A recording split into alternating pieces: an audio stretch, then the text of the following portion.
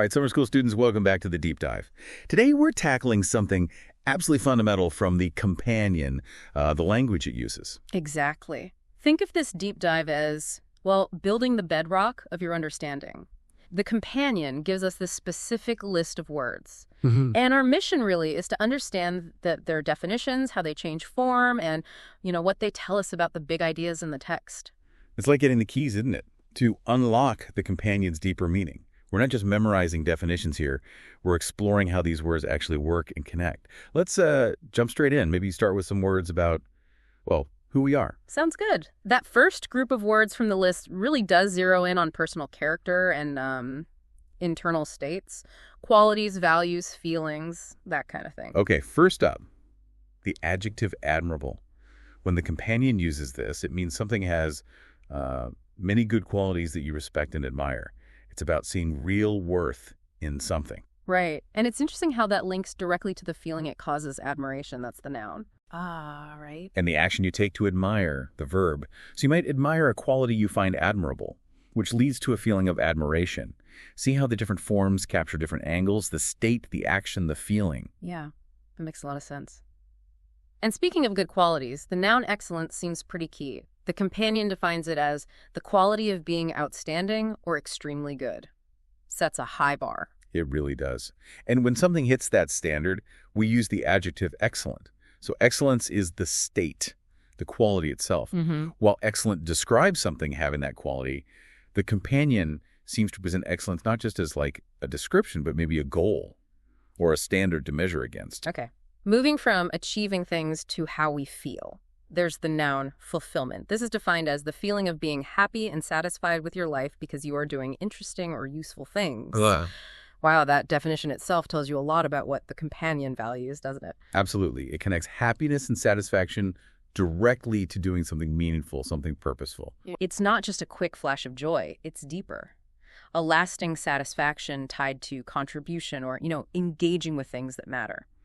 Understanding that specific definition is really crucial for getting the companion's view on well-being. Okay.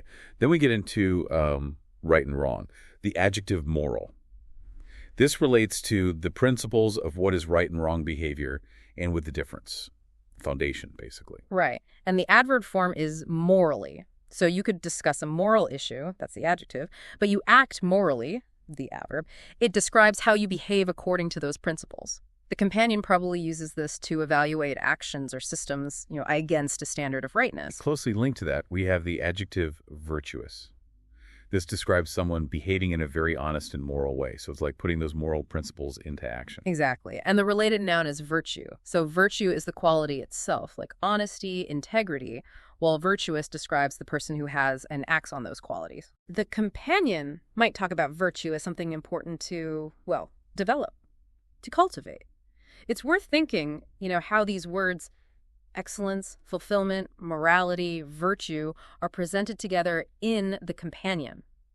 Does it suggest, maybe, that pursuing virtue leads to fulfillment? Or is being moral necessary for excellence? The text probably weaves them together. That gives us a really strong start on the personal side. Now maybe let's shift gears. Look at how the companion talks about individuals interacting with the wider world, society, rules, influence, that sort of thing. Yeah, good transition. This next set of words explores that dynamic, the individual within the group, power structures, expectations, starting with the noun autonomy. Autonomy, defined as the ability or opportunity to make your own decisions without being controlled by anyone else.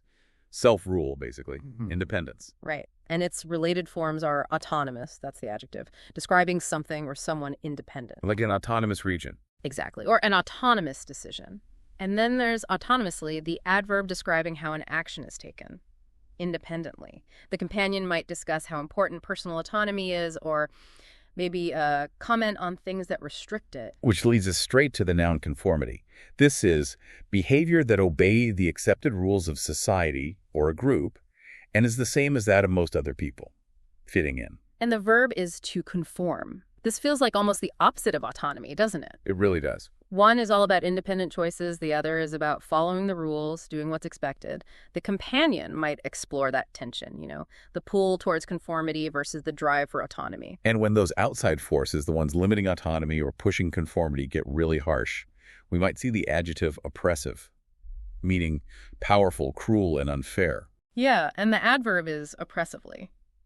This word describes systems or relationships or situations that are just unjustly heavy or restrictive. The companion could use this to critique, say, societal structures or maybe historical times that really crushed individual freedom or enforced bad rules. Right. And speaking of what exists in a society, there's the verb prevail. This means if a belief, custom, situation, etc. prevails, it exists among a group of people at a certain time. It's just what's generally accepted or common. And that ties right back to conformity, you see. What prevails in a society often sets the norms that people feel pressured to conform to. Oh, okay. Like if a certain idea about success prevails, people might feel they have to conform to certain behaviors to achieve it. The companion might analyze what beliefs or conditions prevailed in a specific time period it discusses. It makes you wonder how the companion shows the link between oppressive systems and the norms that prevail, right? These words together really map out the societal landscape it's describing. Okay, moving from those external forces now to more internal processes, how we think, how we evaluate, develop, act. The companion's word list covers this too. Yeah, this section from the companion focuses on, active engagement, with information, with skills, with goals. First up, the verb, critique. To critique. That means to say how good or bad a book, play, painting, or set of ideas is. Evaluate. So it's judging something based on analysis. Exactly. And the related noun is, that's the person doing the critiquing. The companion might use this term when it discusses evaluating ideas or arguments. It's more than just saying you like or dislike something. It's analytical, informed assessment. Got it. Then a word about growth, the verb cultivate. This means to develop a particular skill, attitude, or quality. And the noun is cultivation. This word really emphasizes that development isn't passive, it's active, intentional. You don't just get a skill, you cultivate it, you work at it. Right, like cultivating a garden. Precisely. The companion might talk about cultivating virtue, maybe, or cultivating certain intellectual skills. It really highlights the individual's active role in their own development. Okay. And ideas themselves often come from somewhere, which brings us to the verb derive, meaning to develop or come from something else. Yeah. You might derive a conclusion from looking at evidence, or maybe an idea might derive from an earlier philosophy. The companion probably uses this to trace where ideas or situations it's talking about actually came from, their origins or influences. And to make sense of all those ideas or situations, we need to interpret. The verb interpret means to explain the meaning of something. And the result of doing that is an interpretation that's the noun. Interpretation is just fundamental, isn't it? To understanding any text or event or anything really. The companion itself is offering an interpretation of whatever subject it covers, and knowing the word helps us see that process happening. Makes sense. Deciding what's most important. That's captured by the verb prioritize, which means treat something as more important than other things. And the noun is priority. Setting priorities is just essential for getting things done, for making good decisions. The companion might discuss what people or whole societies prioritize, or maybe suggest what should be prioritized according to its view. Now, contrast that active choice, prioritizing, with something being predetermined. That's an adjective meaning decided or arranged before something happens, so that it does not happen by chance. Set in stone, basically. And the verb is to predetermine.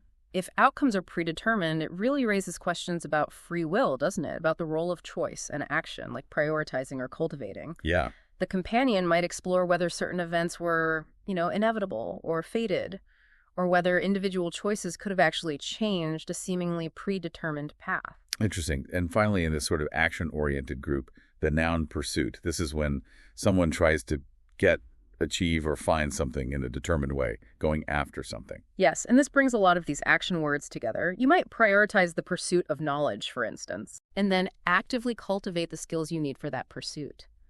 The companion might frame some key themes as, noble pursuits. Thinking about how these words critique, cultivate, derive, interpret, prioritize, pursuit, and even predetermine relate to each other in the companion.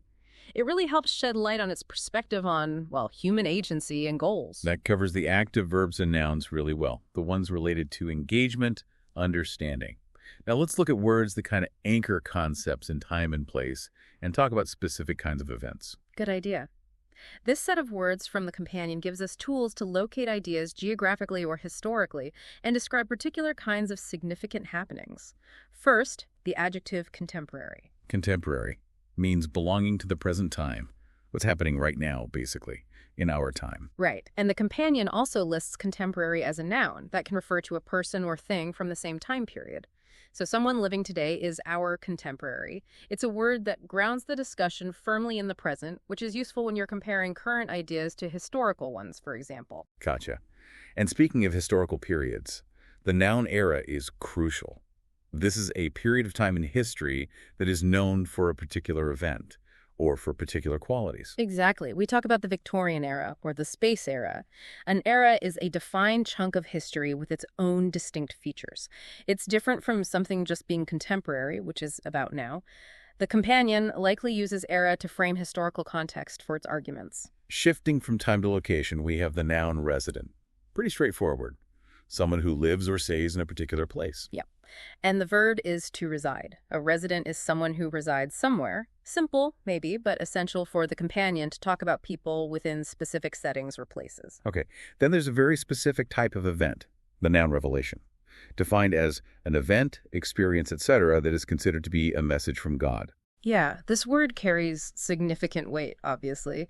In certain contexts, it implies divine communication or some kind of profound, God-inspired insight that unveils a truth. The companion might use this term very specifically, maybe in a religious or philosophical discussion, to point to a moment of perceived divine insight. Right. Needs careful attention to context. Finally, in this group, the adjective ultimate. This means most important, highest, last, or final. And its adverb form is ultimately. So you might talk about the ultimate goal, the final or most important one, or describe how things turned out ultimately, meaning, in the end. At the end of a process, the companion could use this to describe final outcomes or maybe the supreme importance of certain principles or ideas. These words really help the companion structure its discussion across time, place, and major events. We're almost through the list from the companion. There are just a couple of words left that didn't quite fit neatly into those bigger themes, but they're still important for understanding the source. Yes, let's nail those down. The verb intertwine. It means if two situations, ideas, etc. are intertwined, they are closely related to each other, like threads woven together. Right. The noun is intertwinement, and the adjective is intertwining. That sounds like a fantastic word for describing complexity, like how themes in the companion might be intertwined, or the intertwinement of, say, historical events and personal lives. It suggests they're so closely connected it's hard to pull them apart. It really is. It's particularly useful for showing how things in the companion that might seem separate are actually deeply connected. Okay. And lastly, a very specific term from the list, the noun fertility, defined as the ability of the land or soil to produce good crops. Yeah, while that seems quite different from the more abstract concepts we've been discussing, its inclusion means it must be important somewhere in the companion's text, probably in a section dealing with agriculture, maybe resources, or perhaps even metaphors drawn from nature. Understanding that specific, concrete definition is key to interpreting those parts correctly. Oh, and let's not forget prominent. We noted that was also on the source list. As an adjective, it means important, or maybe standing out, easily noticed. Right. And its adverb is prominently, meaning in a way that is noticeable or important. The companion might describe, say, a historical figure as prominent, or note that a certain theme features prominently throughout the text. It's really about highlighting significance, making something stand out. So as summer school students, we've navigated through this whole specific list of words from the companion. We've explored their definitions, looked at how some of them change form, and thought about what they reveal about the themes and ideas in the text itself. And understanding these words isn't just, a vocabulary quiz. It's about equipping yourself to read the companion with much greater precision and insight. Each word is like a tool, really, helping you grasp the subtleties, the nuances of the arguments and descriptions being presented. Absolutely. Paying close attention to how words like these are used and the specific meaning the companion assigns them. That's a powerful way to deepen your understanding and engage more critically with all the material. So for your final thought today, summer school students, as you keep engaging with the companion, maybe consider how the pursuit of excellence might be intertwined with personal autonomy. Or perhaps reflect on whether societal conformity always prevails over virtuous behavior in a particular era. Thinking about how the companion uses these specific words we've discussed to connect such complex concepts. Well, that's really the essence of this deep dive into learning.